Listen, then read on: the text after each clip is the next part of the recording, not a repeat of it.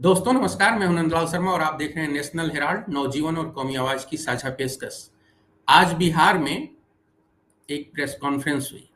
Press conference क्या हुई? NDA का घोषणा पत्र जो लॉन्च होने वाला था वो कार्यक्रम था और उसमें तमाम नेता जुड़े। मुख्यमंत्री नीतीश कुमार भी जुड़े और सम्राट चौधरी भी, जिन्हें अमित शाह का कहना है कि चुनाव के बाद बड़ा आदमी बनाया जाएगा। और वो प्रेस कॉन्फ्रेंस 1 मिनट से भी कम समय में समाप्त हो गई। इसका मतलब क्या है? क्या एनडीए में ऑल इज वेल है या फिर कहीं ना कहीं दिक्कतें हैं? और इस प्रेस कॉन्फ्रेंस से एनडीए पूरी तरह से एक्सपोज हो गया है। हमारे साथ एक वरिष्ठ पैनल है, अब्दुल कादिर साहब हैं, उत्तम सेन गुप्ता सर हैं, कोलकाता से जुड़े हुए हैं। अभी विश्व दीपक जी जुड़ेंगे हमारे साथ, जो बिहार कवर कर रहे हैं नेशनल हेराल्ड नवजीवन और कौमी आवाज के लिए। हम समझेंगे कि जो घोषणा पत्र है एनडीए का, ये क्या कहता है। कुछ लोग तो कह रहे हैं ये कॉपी पेस्ट भी है, क्योंकि महागठबंधन का जो घोषणा पत्र है वो पहले आ गया और तेजस्वी यादव को मुख्यमंत्री का चेहरा घोषित किया गया। सारे नेताओं ने अपनी बात रखी, सबने बोला, लेकिन जो एनडीए का घोषणा पत्र जारी हुआ, किसी ने किसी सवाल का जवाब नहीं दिया। सम्राट चौधरी बाद में वो पॉइंट गिनाते रहे कि घोषणा पत्र में क्या क्या है। महागठबंधन का जो सबसे बड़ा वादा है कि हर घर को जहां सरकारी नौकरी नहीं है उसको नौकरी दी जाएगी, तो इधर एनडीए ने वादा किया है कि 1 करोड़ प्लस नौकरी और रोजगार दिया जाएगा। शायद रोजगार जोड़ दिया गया हो कि किसी भी तरीके का रोजगार, शायद पकौड़ा तलना या रील बनाना भी। अब्दुल कादिर सर, मैं आपसे शुरू करूंगा। एनडीए के घोषणा पत्र को आप कैसे देख रहे हैं और क्या ये हाथी के दांत खाने को कुछ और दिखाने को कुछ और वाली बात है? क्योंकि वोट तो घुसपैठिया और जंगलराज पर मांगा जा रहा है और अनंत सिंह के इलाके में चुनाव के बीच में मर्डर हो जाता है।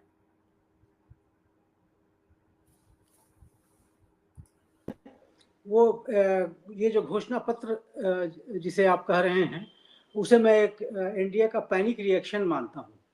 इसलिए कि एक तो ये बात है कि ये रिएक्टिव है।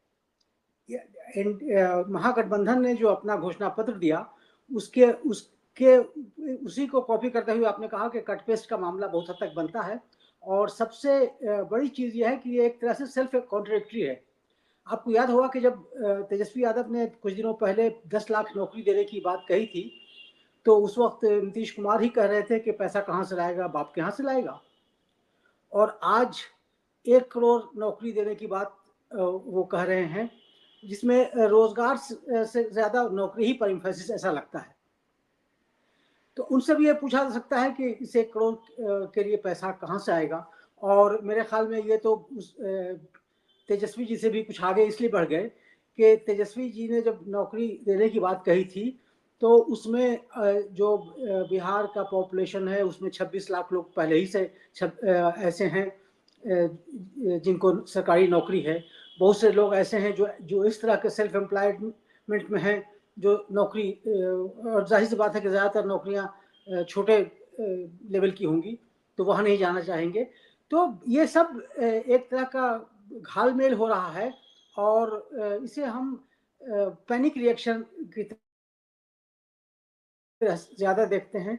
और इस घोषणा पत्र में एक बात और जो देखने को मिली कि इसके पीछे कोई तेजस्वी ने अपने इंटरव्यू में कहा कि उन्होंने अपना होमवर्क किया है, लोगों से राय की है। इस घोषणा पत्र को देखने से एक बात जो अजीब सी लगती है वो ये कि जिन लोगों ने ये संकल्प पत्र या घोषणा पत्र बनाया है, उन्हें या तो जानकारी नहीं थी या हड़बड़ी में वो बहुत सारी बातें भूल गए। जैसे एक मुद्दा मैं उठा रहा हूँ कि उन्होंने अपने घोषणा पत्र में कहा है कि केजी से पीजी तक फ्री पढ़ाई हो रही होगी। ये सबको पता है कि बिहार में महिलाओं के लिए ये पहले ही से लागू है। और उसके बाद फिर हाई स्कूल तक का एजुकेशन फ्री पहले ही से है। तो वर्चुअली इनका वादा उन मेल स्टूडेंट्स तक सीमित हो जाता है जो 12वीं से आगे पढ़ना चाहते हैं। तो ये कुछ अजीब सी बात लग रही है। उसके बाद फिर आप अगर दूसरे ओर देखेंगे तो महागठबंधन के घोषणा पत्र में एजुकेशन से जहाँ पर डील कर रहे हैं, वो उन्होंने राइट टू एजुकेशन को भी प्रोमिनेंटली डिस्प्ले किया है। इस सरकार ने राइट टू एजुकेशन को एक तरह से दफन ही कर दिया है। तो ये सब कुल मिलाकर के एक तो ये है कि इसमें ये कॉपी पेस्ट का भी मामला लगता है, और इसमें कोई बहुत ही ज़्यादा सोच समझ भी अप्लाई किया गया हो, ऐसा नहीं लगता है। तो उत्तम सर, मैं आपसे ये समझना चाहूंगा कि ये फ्लॉप शो क्यों हो गया? एनडीए का जो घोषणा पत्र है वाला जो पूरा कार्यक्रम है, ये फ्लॉप शो क्यों हो गया?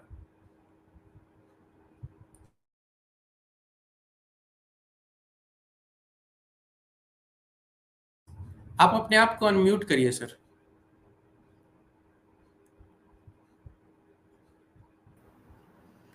हाँ। अब आवाज आ रही है?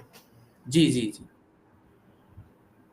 हाँ, देखिए, मैं सहमत हूँ कादिर साहब से कि जब वो कहते हैं कि भाई ये पैनिक रिएक्शन है, ये डिस्परेशन जो है एनडीए का वो झलकता है वहाँ पे, और कोई ओरिजिनलिटी हो या कोई नॉवेल्टी हो ऐसा कुछ दिखता नहीं। लेकिन सबसे बड़ी बात है कि ये घोषणा पत्र करने की जरूरत क्यों क्यों पड़ी। ये एनडीए की सरकार लगभग 19-20 साल से बिहार में राज कर रही है, बिहार में सरकार चला रही है, तो वाकई ये घोषणा पत्र करने की कोई ज़रूरत नहीं थी। उनको तो वाकई में एक रिपोर्ट कार्ड देना चाहिए था कि भाई 20 साल में हम लोगों ने ये हासिल किया और अगले 5 सालों में हम लोग ये हासिल करने वाले हैं, या ये हमारा जो है वो उद्देश्य है।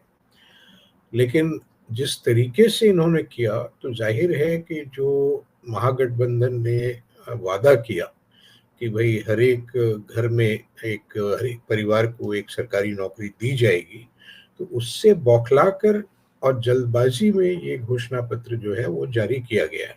इसमें तो कोई शक की गुंजाइश लगता नहीं है कि है।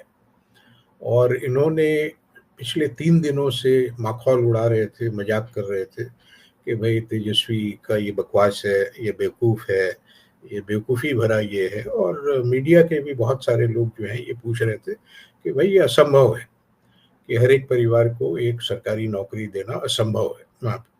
तो अगर एक परिवार को सरकारी नौकरी देना असंभव असंभव है, तो फिर ये एनडीए जब कहती है कि भाई 1 करोड़ की नौकरी देंगे, और जब सरकार वादा करती है तो सरकार दूसरे की तरफ से वादा नहीं करती।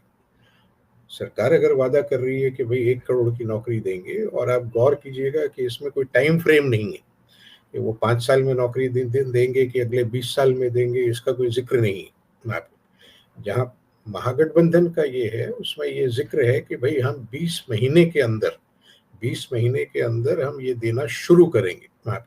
वो भी ये नहीं कह रही है कि भई ये प्रक्रिया जो है वो 5 साल में पूरा होगा, ये 5 साल से ज़्यादा लगेगा। ये कोई भी गठबंधन ये नहीं कह रहा है वहाँ पे। तो जहाँ तक दोनों गठबंधनों का सवाल है वहाँ पे, इनकी नीयत अच्छी हो सकती है, लेकिन ज़ाहिर है कि इसमें प्रैक्टिकल डिफ़िकल्टीज़ हैं, ये बहुत आसान काम नहीं है। और महागठबंधन में ये रियलाइज़ेशन है, ऐसा लगता है कि जो गठबंधन के साथी हैं, जो दल हैं, वो इस पर गौर किए हैं, उन्होंने इसको लेके डिस्कस किया है, उनका एक ब्लूप्रिंट जो है वो बात किया उन्होंने, और उन्होंने ये तय किया है कि हाँ, ये कोशिश करनी चाहिए और ये फ़ीज़िबल है। ये लगता है कि हम लोग कर पाएँगे। जो एनडीए के घोषणा पत्र में वो सरकारी नौकरी वाली या नौकरी और रोजगार वाली जो बात ये कह रहे हैं, उसमें ये झलकता नहीं है वहाँ पे। तो नीयत कुछ भी हो, नीयत जो है एनडीए के घोषणा पत्र का बहुत साफ नहीं नजर आता।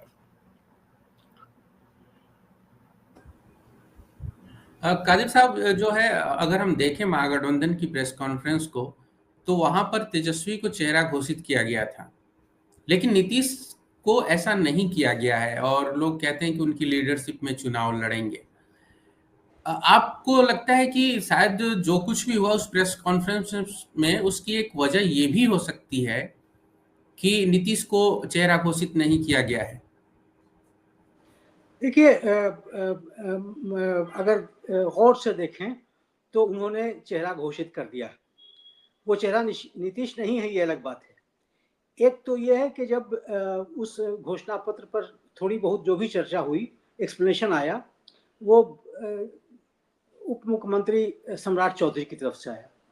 उससे पहले अमित शाह जी कह चुके हैं कि मोदी जी सम्राट चौधरी को बहुत बड़ा आदमी बनाने वाले हैं। तो जो बड़ा आदमी उप मुख्यमंत्री वो पहले से ही हैं, और उनको बड़ा आदमी बनाया जाएगा, तो दो ही और पोस्ट है जिसको बड़ा माना जा सकता है, एक बिहार का मुख्यमंत्री और एक प्रधानमंत्री।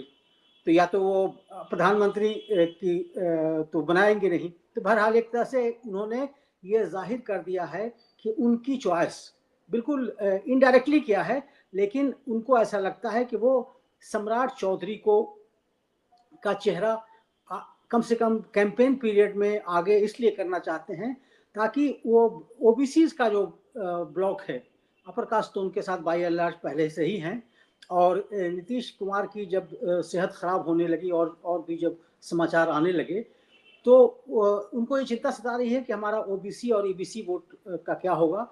इसलिए किसी न किसी तरह से एक चेहरे को, ओबीसी चेहरे को वो आगे बढ़ा रहे हैं।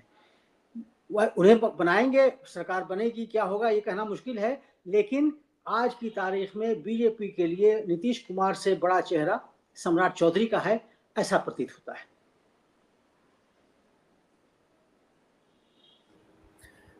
उत्तम सर, जो है अगर देखा जाए कि मतलब आपने तो बिहार की राजनीति को कई दशक तक देखा है, नीतीश कुमार का मतलब मीडिया के साथ व्यवहार ऐसा नहीं रहा है। वो जब भी आते रहे हैं सामने बात करते रहे हैं। 1 मिनट मतलब घोषणा पत्र को जारी करने के लिए खर्च करना, और ये बताता है कि शायद नीतीश कुमार जो है बहुत ही बेमन से उस कार्यक्रम में शामिल हुए थे, और आगे जो कुछ भी होगा शायद 14 दिन बाद भी इक्वेशन यही नहीं रहने वाले हैं। क्या आप इसको रीड कर रहे थे? आपको देखकर ऐसा लगा? नंदलाल जी, ऐसा है कि कोई भी नेता जो है, वो जेपी नड्डा हो या नीतीश कुमार हो या चिराग पासवान हो या जीतन राम मांझी हो या उपेंद्र कुशवाहा हो, मुझे नहीं लगता है कि कोई भी इस प्रेस कॉन्फ्रेंस के लिए तैयार था, और कोई भी जो है उनकी कोई इच्छा लगती नहीं है कि थी कि किसी सवालों का वो जवाब दिया जाए वहाँ पे। क्योंकि मुझे लगता है कि ये लास्ट मिनट का डेवलपमेंट है, वो आखिरी वक्त पर जो है ये घोषणा पत्र तैयार की गई है। इस पर जो है सलाह मशविरा किया गया है ऐसा नहीं लगता है। इस पर कोई विचार विमर्श हुआ हो वैसा भी नहीं लगता है वहाँ पे। अगर ऐसा हुआ होता तो ये एनडीए के नेता जो हैं ये पिछले 3 दिनों से तेजस्वी यादव का मजाक नहीं उड़ाते। वो सरकारी नौकरी को लेके वो मजाक नहीं उड़ाते। उनको भी नहीं पता था कि भाई ये घोषणा पत्र तैयार हो रही है और इस घोषणा पत्र में क्या रहेगा, क्या होगा। तो ये आखिरी वक्त का ये दांव है, और जिस पर जब कोई सलाह मशविरा हुई ही नहीं होगी तो फिर वो प्रेस कॉन्फ्रेंस कैसे कर सकते हैं वहाँ पर। तो ये एक मामला है। दूसरा है कि एनडीए का घोषणा पत्र को अगर आप पढ़िए तो उसकी जो भाषा है, उस भाषा से ऐसा लगता है कि किसी पीआर एजेंसी ने इसको तैयार किया। कोई पीआर एजेंसी को थमा दिया गया कि भाई आपको ये तैयार करना है। उसको किसी ने अप्रूव ज़रूर किया होगा, लेकिन बाई एंड लार्ज जो है वो एक पीआर एजेंसी कंसल्टेंट जो है उसने बनाया हुआ है वहाँ पर। तो ये जो वादे हैं उसमें कोई नयापन नहीं है। जैसा कादिर साहब ने भी पहले कहा और भी लोग कह रहे हैं कि ये कॉपी पेस्ट जॉब है। जो महागठबंधन ने अपने घोषणा पत्र में कहा है उसी का जो है वो उलटफेर है, और उसी को दूसरे शब्दों में जो है वो कहा गया है। तीसरी बात जो ये दिखती है कि भाई अभी जो बिहार में स्थिति है, जो लॉ एंड ऑर्डर की स्थिति है, और दुलार चंद यादव की जो हत्या हो गई है और उसको लेके भी ये सरकार परेशान है, और जंगल राज का जो उनका नैरेटिव है उस पर ये सवाल पूछे जाते। अगर प्रेस कॉन्फ्रेंस हुआ होता तो इस पर उनको जवाब देना पड़ता। तो मुझे लगता है कि कहीं ना कहीं वो इससे भी बचना चाहते थे, और इसलिए जो है वो फोटो ऑप करके वो 1 मिनट के अंदर जो है वो निकल गए।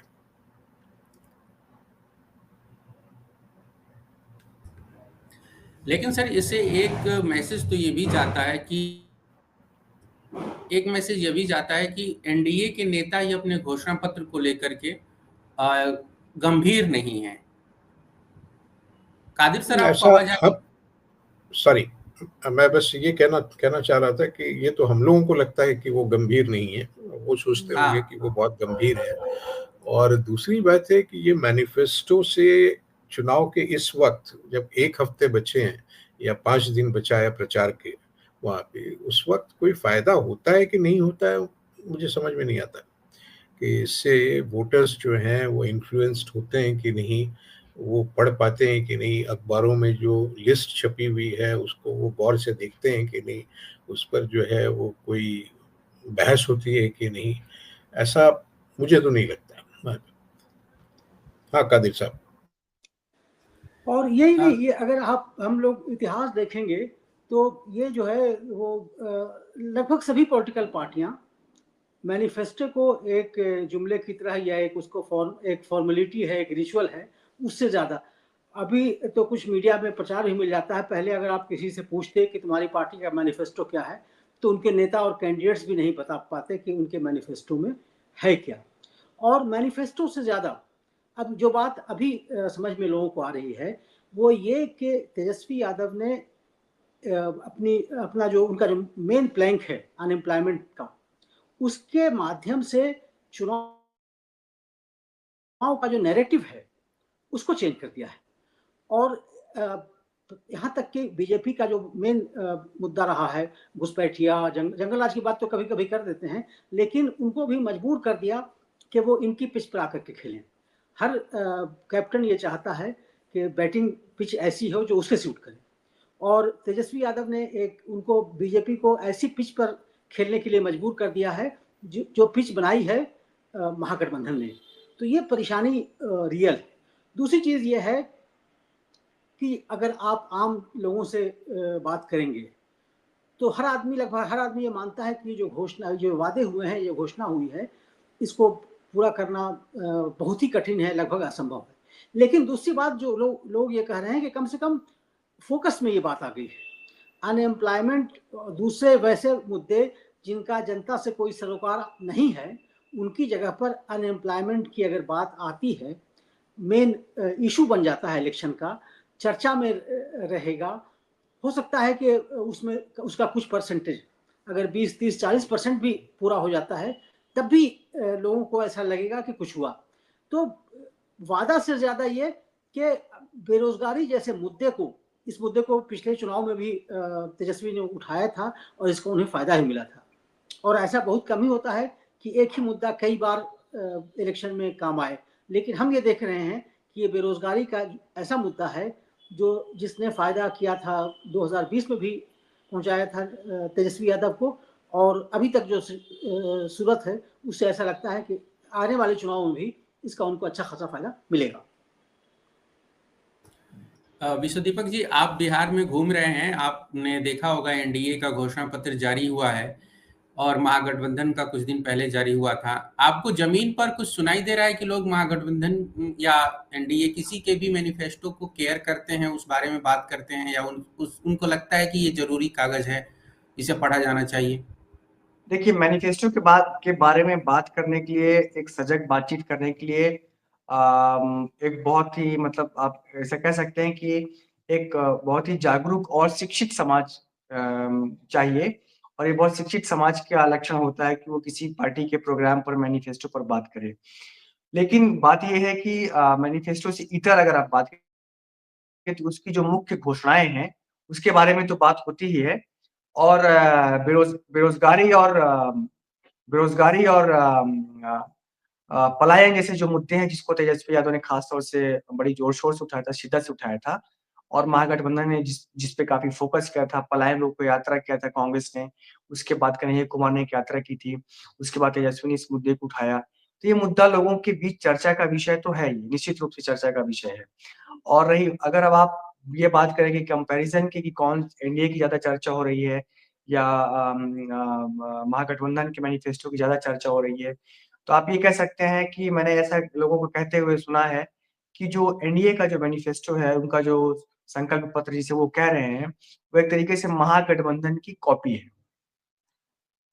महागठबंधन जिन मुद्दों को उठा रहा था, चाहे वो रोजगार की बातें हों, चाहे वो लघु उद्योग को मजबूत करने की बातें हों, चाहे वो लोगों को कैश ट्रांसफर करके मार्केट में पैसा देने की बातें हों, चाहे उनको जो मंथली जो पेंशन मिलती है महिलाओं को उसको देने की बातें हों, रोजगार की बातें हों, ये सारी की सारी बातें महागठबंधन के लोग, कांग्रेस के लोग, आरजेडी के लोग, सीपीआई एमएल के लोग, लैंड डिस्ट्रीब्यूशन की चाहे बातें हों, जमीन सुधार, हालांकि ये बातें इन्होंने नहीं किया है एनडीए ने अपने गठबंधन में, अपने घोषणा पत्र में, पर ऐसा लोगों की भी चर्चा है कि ये जो है इन्होंने उसको वहां से कॉपी कैट किया और एक तरीके से आप ये कह सकते हैं कि मजबूरी में उन चीजों को उन्होंने अपने घोषणा पत्र में शामिल किया है।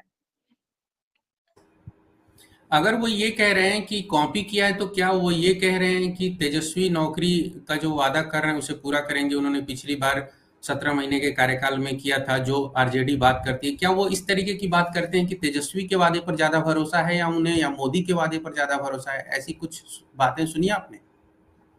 स्पेसिफिकली तेजस्वी और मोदी के संदर्भ में तो नहीं, लेकिन हाँ, तेजस्वी का वो जो कार्यकाल था जिसमें लोगों को नौकरियां मिली हैं, वो लोगों के बीच में चर्चा का विषय है। लोग उसको रिकॉल करते हैं और ये कहते हैं, क्योंकि यहाँ पे देखिए बेरोजगारी बहुत बड़ी समस्या है। बिहार मेरे ख्याल से देश का वो राज्य है जहाँ पे सबसे ज्यादा यंग युवा लोगों की पॉपुलेशन सबसे ज्यादा है प्रोपोर्शन में बाकी राज्यों के मुकाबले में। तो लोगों के बीच में उस बात का मतलब कह सकते हैं टॉकिंग पॉइंट है, टॉकिंग पॉइंट तो है वो, पर तेजस्वी की बातों पर ज्यादा यकीन है या मोदी की बातों पर ज्यादा यकीन है, ये कहना थोड़ा सा मुश्किल है इस तरह से कभी, क्योंकि हमने उनसे इंटरेक्शन नहीं की इस लाइन पर हाँ, ये बात जरूर है कि नौकरी का वादा जो है तेजस्वी की वो जो 17 महीने का जो कार्यकाल था वो एक चर्चा का विषय है। क्या मैं उत्तम एक सर, सवाल अगर आप... पूछ सकता हूँ? हाँ मैं हाँ एक सर, बिल्कुल, सवाल मैं यही कहने मैं वाला एक था। सवाल पूछना चाह रहा था दीपक से कि दीपक 20 सालों से ये सरकार सत्ता में है और नरेंद्र मोदी हमारे प्रधानमंत्री जो हैं 11 सालों से हैं और वो 2015 से बिहार में आकर बहुत सारे वादे किए वहाँ पे, और ये मोदी है तो मुमकिन है वहाँ पे। ये बिहार में आज मजाक बन गया है या अभी भी लोगों को भरोसा है कि भाई मोदी की गारंटी में, और अभी भी लोग भरोसा करते हैं कि भाई मोदी जी ने कहा है तो वो उसको पूरा करेंगे? ये जुमला देखिए है या नहीं? देखिए इसको अगर हम दो तरीके से देखने की कोई, अगर इसको आप समाज के स्तर पर देखते हैं, समाज के बीच में लोगों के बीच में जाते हैं और अगर आप उनसे पूछे कि मोदी है तो मुमकिन है, ये क्या है, ये जुमला है, मजाक है, ये क्या है, तो लोग हंस देंगे और हंस के बोलेंगे कि निश्चित रूप से जुमला है और महाजुमला है। बिहार के लोग तो, आज मैं जाले में था और जाले में लोगों ने कहा कि भाई बिहार के लोगों को बेवकूफ बनाने की कोशिश मत करिए, ये बिहार ये बहुत बड़े बड़े लोगों को सिखा देता है, समझा देता है, उठा के पटक भी देता है। लोगों ने उदाहरण के लिए इंदिरा गांधी का जिक्र किया, इमरजेंसी का जिक्र किया, जेपी आंदोलन का जिक्र किया, तो वो मोदी जी को उठा के पटक देगा, ये उनकी बातों में ये मैसेजिंग तो है। लेकिन जब मैं इसको पॉलिटिकली देखता हूँ कि समाज में जो चर्चा का विषय है, जो मजाक की बातें हो रही है, हंसी मजाक चल रहा है, क्या वो पॉलिटिक्स में भी रिफ्लेक्ट करता है, वहां पे मुझे थोड़ा सा वो ब्रिज जो है मिसिंग दिखता है। कि जो बातें वो चौक चौराहों पे, चाय की दुकानों में, हंसी मजाक में, बाटी चोखा खाते हुए, लिट्टी चोखा खाते हुए और चना चमेना चाटते हुए बातें करते हैं, सबको पता है कि मोदी जुमला फेंक रहे हैं। लेकिन जब वो जो फीलिंग है वो कंसोलिडेट होकर के पॉलिटिक्स में नहीं बदलती है, वो पॉलिटिक्स में बदलने के लिए जो वहां पे मुझे एक गैप दिखता है, ये मेरा ऑब्जर्वेशन है।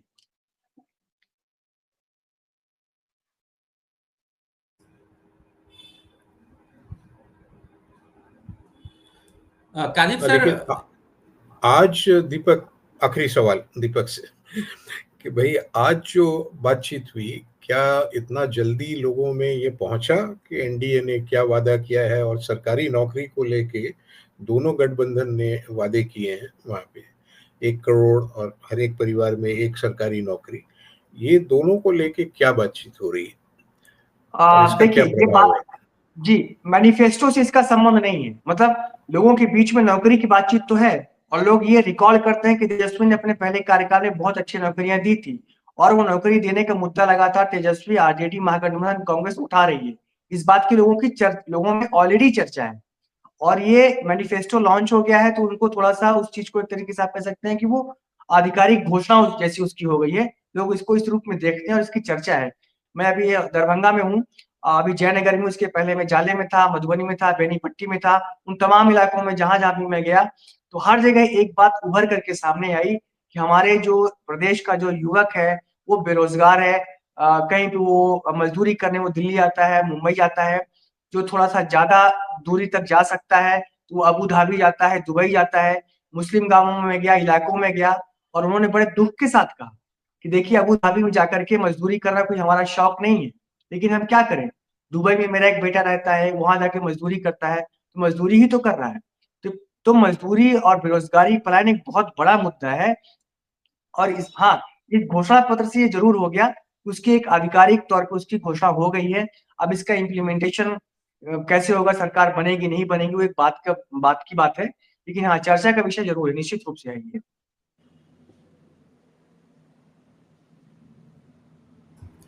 कादिर साहब, ये धनलाल जो जी, मोकामा में हुआ है अनंत सिंह के क्षेत्र में, और नरेंद्र मोदी जब बिहार में चुनाव प्रचार कर रहे हैं तो कह रहे हैं कि कांग्रेस और आरजेडी का जो कल्चर है वो कट्टा, क्रूरता, कुशासन, करप्शन का है।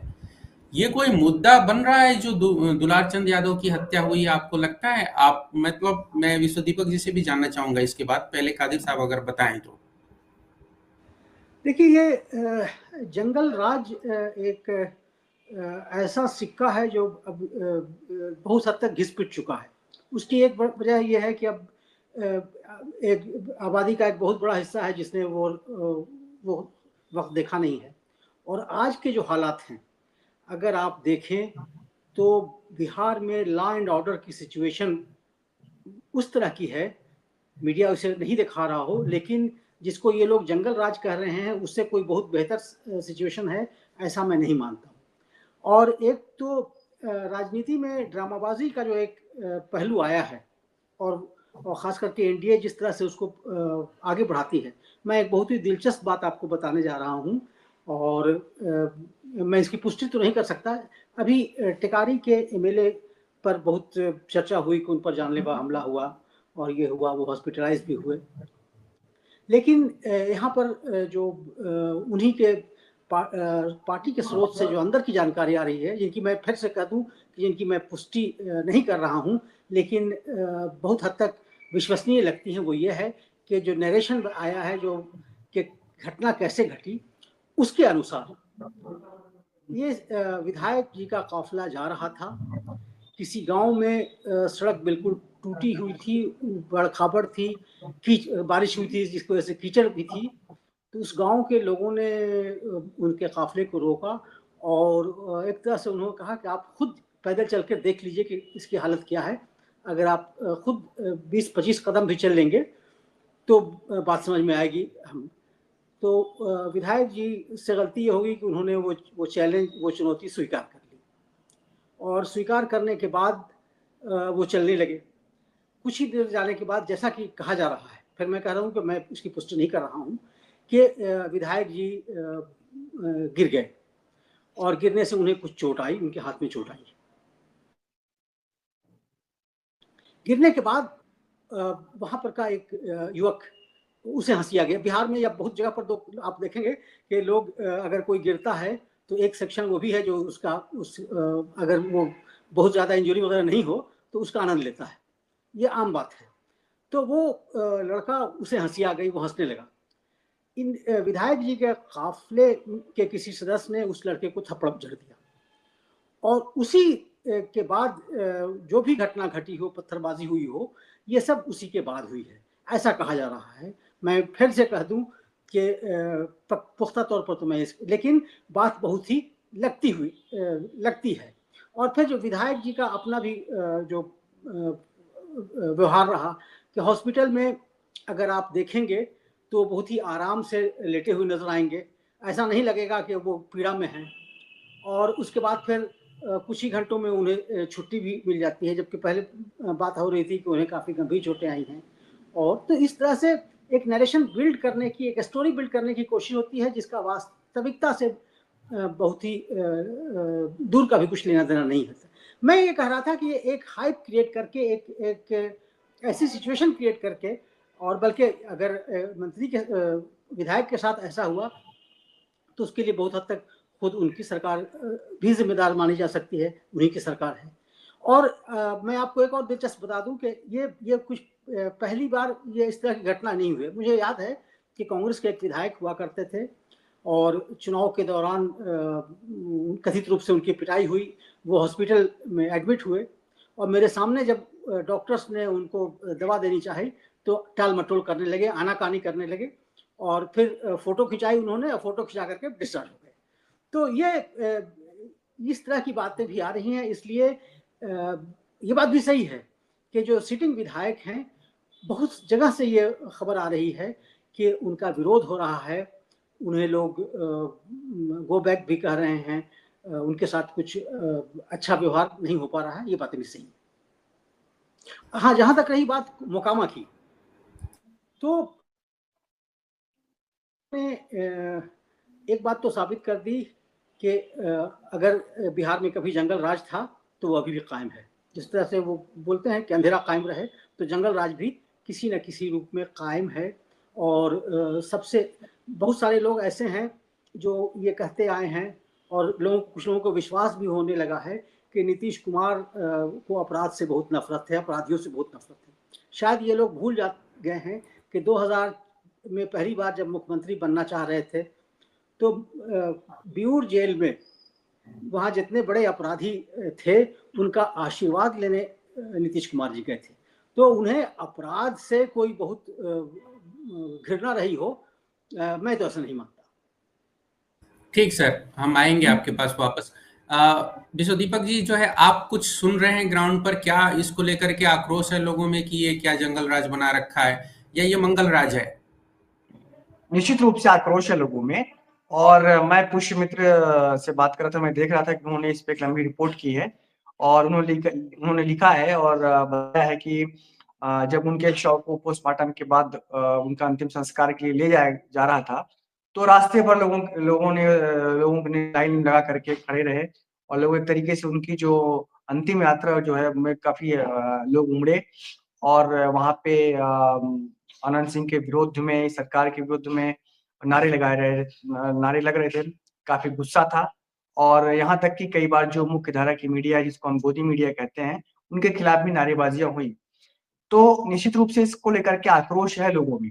लेकिन एक जो चीज मुझे दुखद है और जो मुझे महसूस हो रही है वो ये है कि ये जो आक्रोश है वो सिर्फ एक तबके तक ही सीमित है, इसका व्यापीकरण नहीं हो रहा है। ऐसा नहीं हो रहा है कि ये आक्रोश जो है बाकी तबकों को भी उसी तरह से उनकी संवेदना को वैसे ही प्रभावित करे या वैसे ही आक्रोशित हो। जैसे मैं जिस इलाके में हूँ उस तरफ इसको लेकर के कोई बहुत ज्यादा मुझे नाराजगी या गुस्सा नजर नहीं आया। तो ये इसकी एक मैं इसकी मतलब इस आक्रोश की एक सीमा भी मुझे दिखाई पड़ती है इसमें। उत्तम सर, ये आक्रोश जो है वो एक तबके या एक समाज तक सिमट के रह जाता है, क्या इसलिए होता है क्योंकि जो कादिर साहब कह रहे थे कि अगर एक व्यक्ति गिर जाता है तो बाकी लोग देखकर उसे हंसने लगते हैं, क्या ये जो मानसिकता है इसकी वजह से है? और यही बात है जो बिहार के लोग कहते हैं कि हम बड़े बड़े लोगों को पछाड़ देते हैं, पटक देते हैं, वो आर्थिक और सामाजिक तौर पर पिछड़ा ही रह जाता है, क्योंकि पिछले 20 साल से नीतीश कुमार का शासन है और नरेंद्र मोदी हो या फिर नीतीश हो, वो लगातार चलता रहा, लोगों ने जो है अपनी परवाह नहीं की। देखिए, बिहार के बारे में हम लोग भूल जाते हैं कि 30-35 साल पहले यहाँ नरसंहार हुआ करता था और एक नरसंहार में 25-50 लोगों की मृत्यु हो जाती थी। उसमें बुजुर्ग, बच्चे, महिलाएं, किसी को बख्शा नहीं जाता था, राइट। और ये जो सामंतवाद का एक चेहरा है वहाँ पे, वो बिहार के कई इलाकों में जो है वो बहुत प्रोनाउंस्ड रहा है, बहुत प्रोमिनेंट रहा है। कास्ट सेना, जो जातिवादी सेनाएं होती थी, प्राइवेट आर्मी कहा जाता था वहाँ पे, वो रणवीर सेना हो या दूसरा लोरिक सेना हो वगैरह वगैरह, तो वो सेना जो है वो क्या था, वो 100, 200, 400 लोगों का जमात था जो बंदूक लेके अपना चलती थी। रात में कहीं गए, किसी गांव पर अटैक किया, गांव जला दिया, लोगों को मार दिया, भाग गए वहाँ। तो ये था आपका दौर वहाँ पे। और बिहार में क्यों, मुझे लगता है कि बंगाल में भी या दूसरे किसी राज्य में आप देखिएगा तो हम भारतीय जो हैं वो बहुत हिंसक प्रवृत्ति के हैं। मुझे बिहार के बारे में एक कहानी मुझे हमेशा याद आती है कि एक हमारे दोस्त हैं जो प्रोफेसर साहब हैं, वो अपने गांव में गए थे, तो लोग मिलने के लिए आए और एक आदमी बोलने लगा कि प्रोफेसर साहब हमको सरकारी नौकरी दिला दीजिए, पियोन का नौकरी दिलवा दीजिए, हम 10 लाख रुपया घूस देने के लिए तैयार हैं। तो वो 10 लाख रुपया घूस देने के लिए तैयार था एक पियोन की नौकरी के लिए।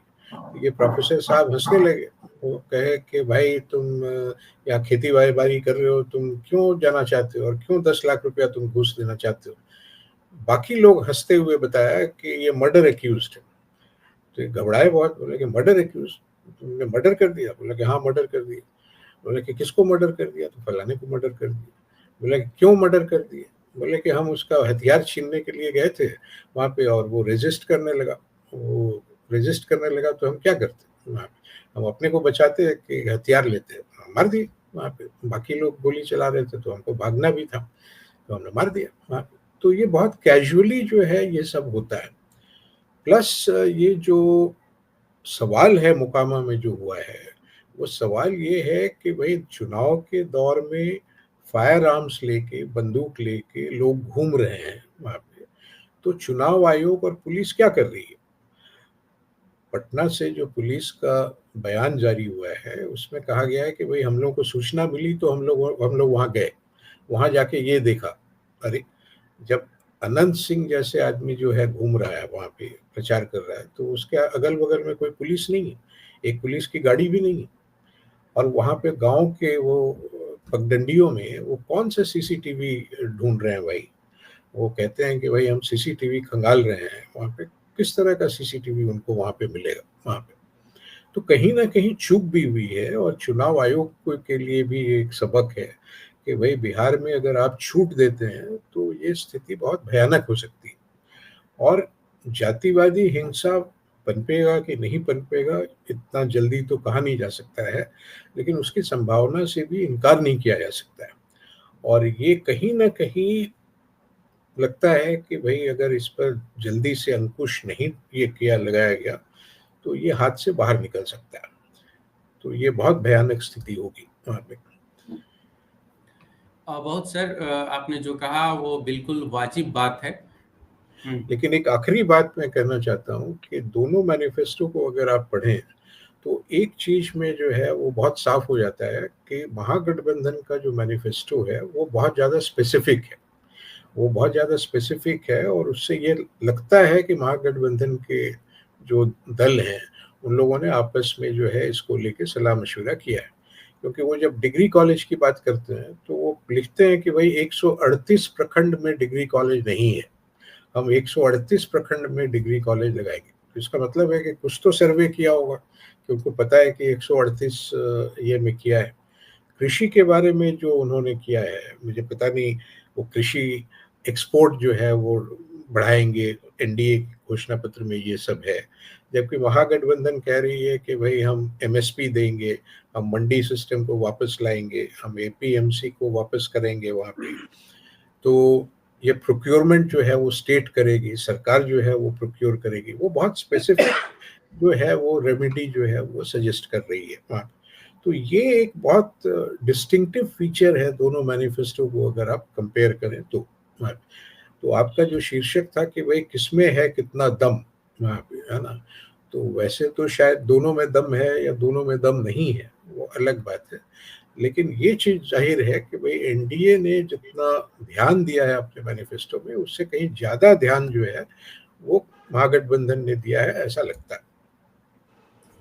बिल्कुल सर, मैं इस बात से सहमत हूँ। और शुरू में जो है कादिर साहब ने गिनाया कि क्या क्या पॉइंट है, लेकिन अगर आप हमने स्क्रीन पर दिखाया भी और अभी भी दिखा सकते हैं हम लोग कि अगर इस मैनिफेस्टो को देखें, संकल्प पत्र जो है बीजेपी का, तो सिर्फ पॉइंट लिखा हुआ है कि हम ये करेंगे। यहाँ पर ये भी बात है कि किसानों को जो है 6,000 से बढ़ाकर 9,000 बिहार के किसानों को दिया जाएगा।